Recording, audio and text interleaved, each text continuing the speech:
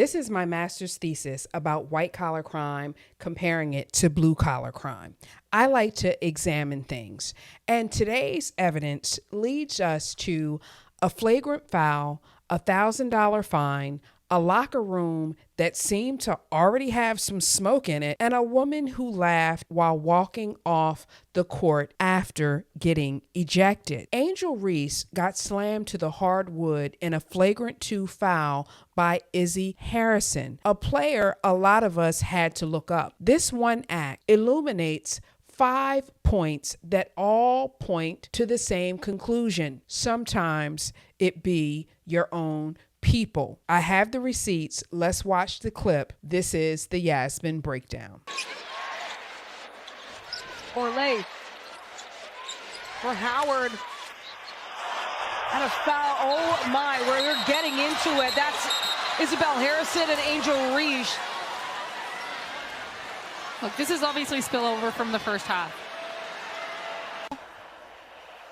But you love an emotional fight. That's a hard foul. That's hard-nosed basketball. That's Notice that's hard-nosed basketball. You love an emotional game, right? what happens sometimes when you're both out there banging in the post. Yeah, you can see them already in close prior to Reese getting that ball. Sometimes that's what happens when you are in there close. You said it, Tamika. Definitely spill over from how things were established in the first half. You had the tempo dominate the first quarter, Atlanta taking over in the second, and Angel Reese kind of being in the crosshairs of so much action. Well, I think if I was Isabel. Now, after Izzy Harrison threw Angel Reese to the hardwood in a flagrant 2 foul, a call that results in an automatic ejection because of how dangerous it is, you heard some of the sports commentary. Sometimes it happens, you like emotional sort of a game. Oh, well, Angel Reese, she's just in the crosshairs. But let me be very specific right now about what is happening. That type of language, that is a cover. That is commentary doing the work of minimization.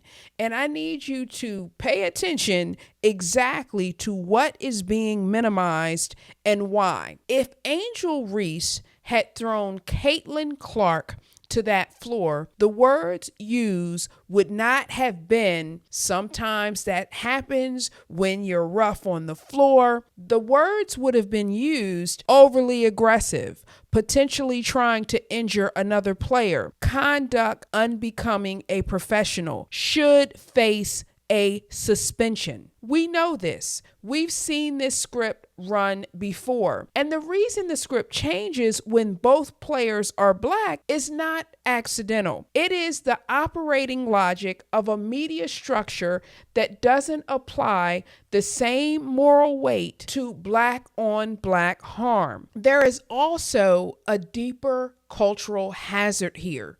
When a black person in a professional setting fails to show restraint, even in sport, even in a moment of competition, it becomes ammunition for the savage trope, animalistic, lacking control. That framing has been used against black people for centuries. It shows up in athletics, in criminal justice, in everyday life. The commentary that shrugs and says, that's just basketball, which is essentially what you heard the people say, gives cover to something that is not just basketball.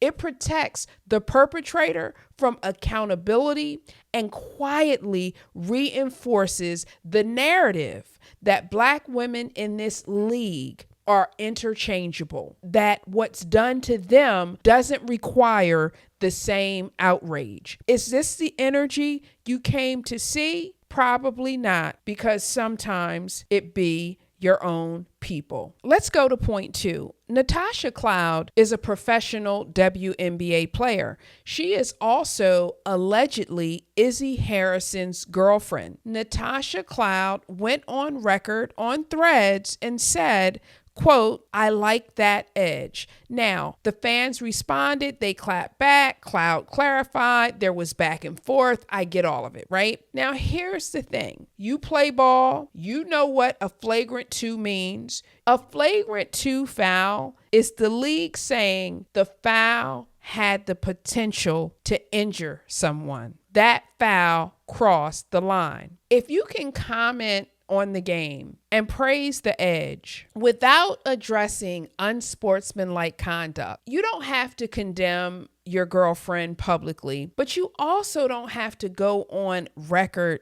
and celebrate it. And here's what I want to say. I'm sure Natasha Cloud, as a player, would not have wanted to be on the receiving end of a foul like that. Sometimes it be your own people. Point 3. Flagrant fouls are penalized for a reason. They are not routine hard fouls. A flagrant 2 carries automatic ejection because the league has determined that the contact was unnecessary, excessive, and carried a real risk of injury. Izzy Harrison was ejected. She was fined $1,000. But here's the thing. She actually laughed walking to the locker room. Like, seriously. The laugh tells us something. It tells us this foul was not an accident of intensity. There was no remorse. There was no, I got caught up in the moment, right? No recognition that she had just slammed a colleague into the ground in a professional setting.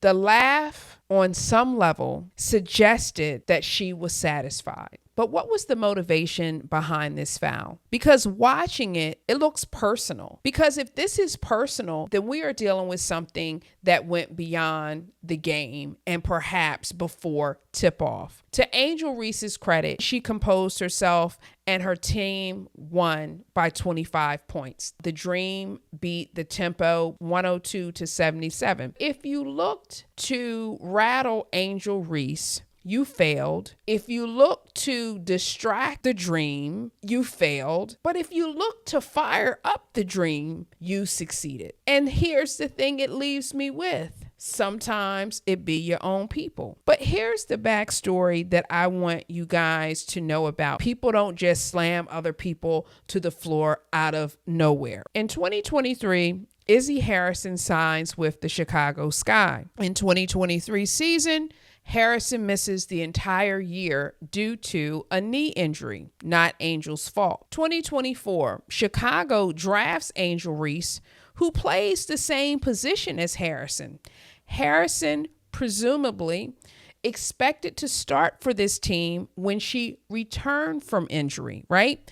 But since they have drafted Angel, maybe she's no longer in that position, right? But again, not Angel's fault. There are reports of perceived preferential treatment by head coach Teresa Witherspoon toward Angel Reese, not Angel's fault. But here's what happens when you are a competitor who has been hurt, who has worked to come back, who then sees the spotlight land on someone else at your position. Sometimes the anger lands on the wrong person. The Sky organization made a business decision. The coach made her decisions. None of that was Angel Reese's doing. But when I think about the Chicago Sky and sort of this line of thinking, it reminds me of David and Goliath. You cannot win a fight with Goliath. So instead of aiming at the organization, the Chicago Sky, the anger gets redirected at another David. And then David gets slammed to the hardwood. I understand frustration. I understand competition. But slamming a colleague to the floor because the organization made choices that you didn't like is misdirected anger. Sometimes it be your own people. Here's the fifth point. The spotlight on Angel Reese, she has earned. Let's name it because we all know it's there. People don't like that Angel has a shoe deal with Reebok. People don't like that she walked in the Victoria's Secret fashion show. People don't like that she has a podcast.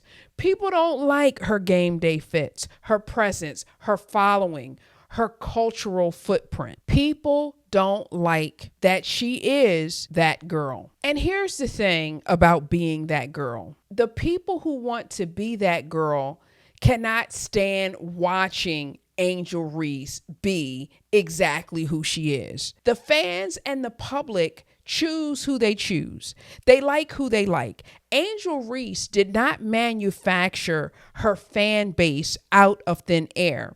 She built it with her personality, her game, her confidence, and her willingness to fully be herself in public, including when people came for her. That authenticity is why people respond to Angel Reese.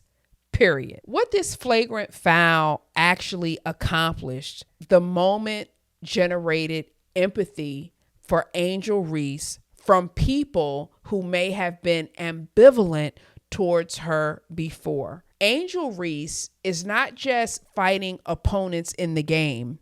She's fighting for her right to exist at her level, because sometimes it be your own people. That is certainly one to grow on. Please follow, subscribe, and leave a comment. Peace. See you next time.